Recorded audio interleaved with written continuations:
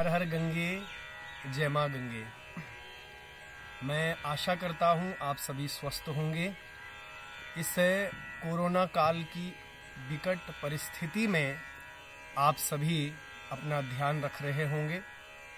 आइए, हमारा सनातन धर्म और भारत राष्ट्र अनेक अनेक प्रकार के त्योहार और उत्सवों से भरा पड़ा हुआ है और आज भी संपूर्ण भारत राष्ट्र भाई दूज का महापर्व मना रहा है। जैसे कि नाम से ही स्पष्ट है, कार्तिक मास के शुक्ल पक्ष की द्वितीया तिथि को यह महापर्व मनाया जाता है। सबसे पहले इसके पीछे छिपी हुई एक छोटी सी कथा जो कि हमारे अष्टादश महापुराणों में वर्णन की गई है, उसको हम थोड़ा सा समझने का प्रयास करें।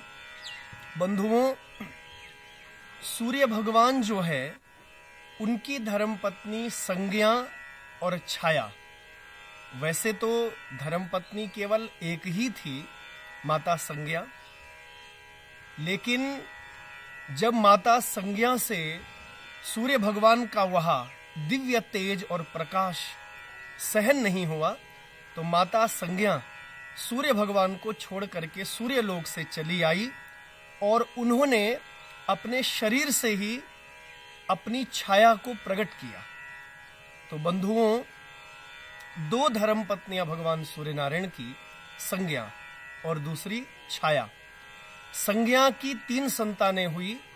सबसे बड़े पुत्र वैवस्वत मनु, दूसरे पुत्र यम, जिनको धर्मराज भी कह सकते हैं, यमराज भी कह सकते हैं, और बंधुओं एक कन्या हुई है जो कि माँ भगवती यमुना जी।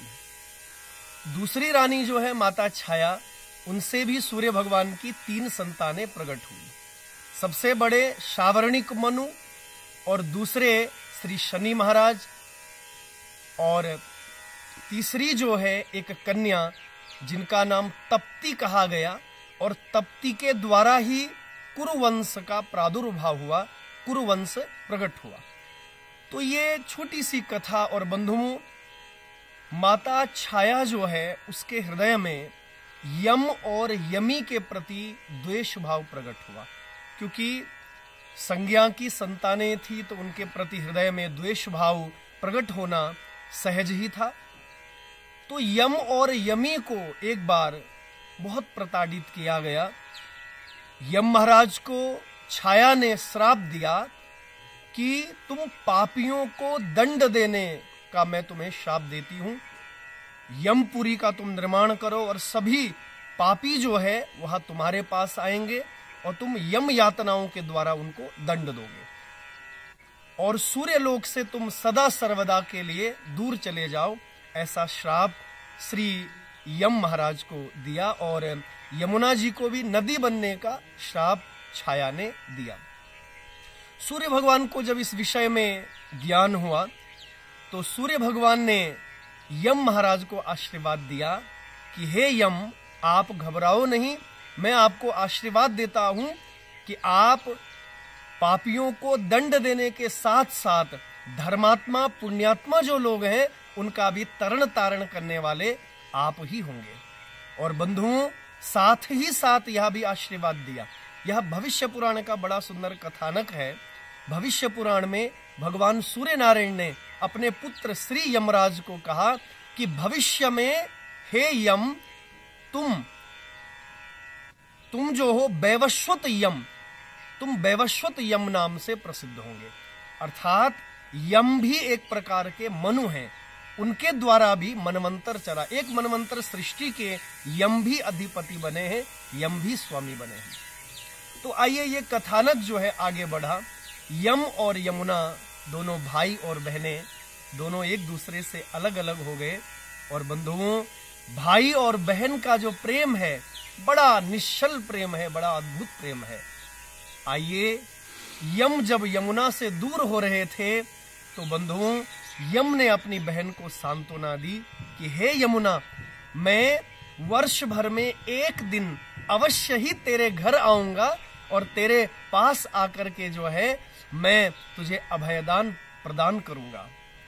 और मां यमुना ने अपने बड़े भ्राता श्री यमराज से कहा कि यदि आप मुझसे प्रसन्न हैं और मुझे प्रेम और स्नेह करते हैं तो मुझे यह भी आशीर्वाद दो कि आज के बाद कोई भी भाई संसार का अपनी बहन के पास यदि जाए और उसके हाथ का प्रसाद ग्रहण करे, उसके हाथ से अपने हाथ में मोली बंधन करवाए, रक्षा सूत्र यदि बंधवाए, तिलक करवाए, तो हे यम, हे भैया, आप वो कितना बड़े से बड़ा चाहे पापी क्यों ना हो, आप उनको यम यातनाएं नहीं दोगे।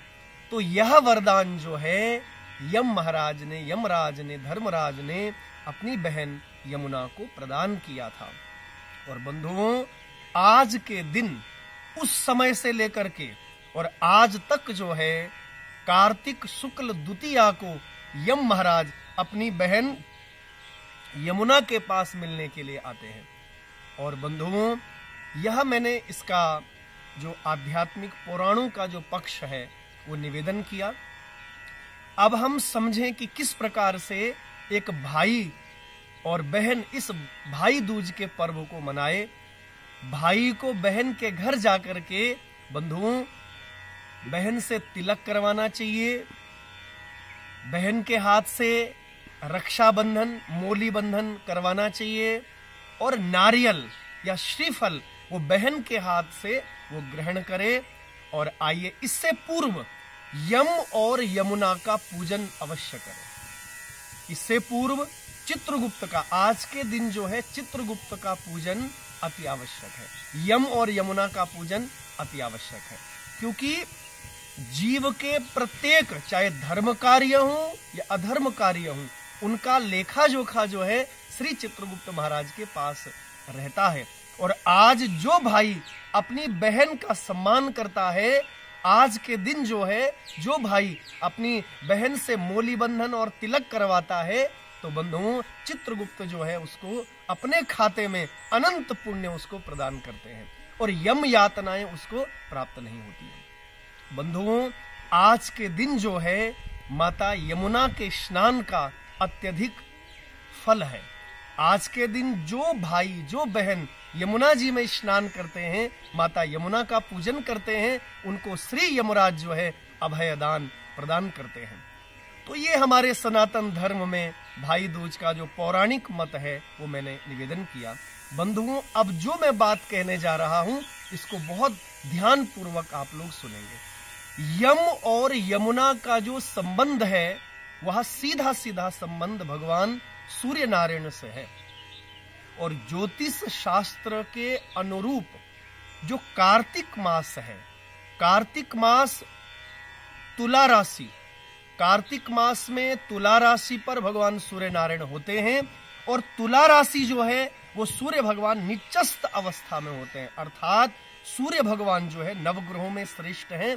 और उस समय ये कार्तिक मास में तुला राशि में सूर्य भगवान जो है दुर्बल होते हैं, कमजोर होते हैं। और बंधुओं, सूर्य भगवान जो है वो दृष्टि से संबंधित है। वेदों में कहा गया है, ओम चंद्रमा मनसो जातक चक्षुः सूरजो अजायत श्रोत्राद वायुष्य प्राणस्य मुखादग्निर अजायत। सूर्य भगवान जो है नेत्रों के स्वामी हैं। और बंधुओं, तुला राशि पर सूर्य भगवान, कार्तिक मास में सूर्य भगवान अपनी निचस्त अवस्था में स्थिति में होते हैं, अर्थात सूर्य भगवान जो है अत्यधिक दुर्बल होते हैं। और कहने का तात्पर्य यह है कि सूर्य भगवान दृष्टि से संबंधित है और इस महीने में दृष्टि दोष का भय रहता है। और दृष्टि जो है बंधुओं, जिसकी बिगड़ी दृष्टि उसकी बिगड़ी सृष्टि, और जिसकी सुधरी दृष्टि उसकी सुधर गई सारी सृष्टि। अर्थात दृष्टि दोष जो है सूर्य भगवान और यम और यमुना के द्वारा यह संदेश दिया गया है कि दृष्टि को सुधारिए। माता गंगा के स्नान का बहुत बड़ा पर्व है कार्तिक मास में। माता तुलसी के पूजन का बहुत बड़ा विधान है कार्तिक मास में। और यमुना जी के स्नान का, ये भाई दूज का महापर्व जो है सीधा सीधा यमुना मास से संबंधित है। तो श्री गंगा जी, श्री तुलसी जी और श्री यमुना जी वो नारी को दर्शाता है। ये तीनों नारी का ही स्वरूप है, एक माँ का स्वरूप है। और माँ जो है वात्सल्यमयी होती है, बहन जो है प्रेममयी होती है। और बंधुओं, आज के समाज को नारी की सम्मान की आवश्यकता है। कार्तिक मास में सूर्य भगवान तुला राशि पर है, निचस्त अवस्था में है, दुर्बल स्थिति में है, अर्थात दृष्टि बिगड़ने का दोष रहता है। और यह दृष्टि ही है जो सबसे पहले देखती है और उसके बाद हमारा मन बिगड़ जाता है, किसी भी नारी के प्रति, किसी भी माँ के प्रति, किसी भी बहन के प्रति। और आज के भौतिकवादी युग में भाई दूज को ठीक से समझने की आवश्यकता है। बहन भाई का पूजन करे। बंधुओं, ये केवल पूजा की पद्धति नहीं है, ये हमें अपने जीवन में इस प्रकार भी उतारना है कि प्रत्येक नारी को, प्रत्येक संसार की बहन को और प्रत्येक नारी को माँ और बहन के स्वरूप में उनको देखना, इस दृष्टि से दर्शन करना, यही इस भाई दूज का तात्पर्य है। और बंधुओं, आज के युवाओं के लिए, आज के युवाओं के लिए, आज के भाइयों के लिए ये अति आवश्यक है। क्योंकि जो भारत राष्ट्र, जिस भारत को माता कहकर संबोधित करते हैं, और यह भारत राष्ट्र में आज नारियां, बेटियां, बहनें जो हैं वह सुरक्षित नहीं है। तो बंधुओं, मैं विनम्रता पूर्वक प्रार्थना करता हूं कि यह भाई दूज का पर्व केवल भारत का पर्व नहीं, अपितु संपूर्ण विश्व ब्रह्मांड का यह पर्व होना चाहिए। तो आइए प्रत्येक नारी को मां के रूप में देखिए, प्रत्येक नारी को बहन के रूप में देखिए और बहन के रूप में दर्शन करिए। तो उस व्यक्ति को यमराज यातनाएं नहीं देता है, यम महाराज उसको दंड नहीं देते हैं। तो यही वरदान श्री यमुना जी को यम महाराज ने प्रदान किया है।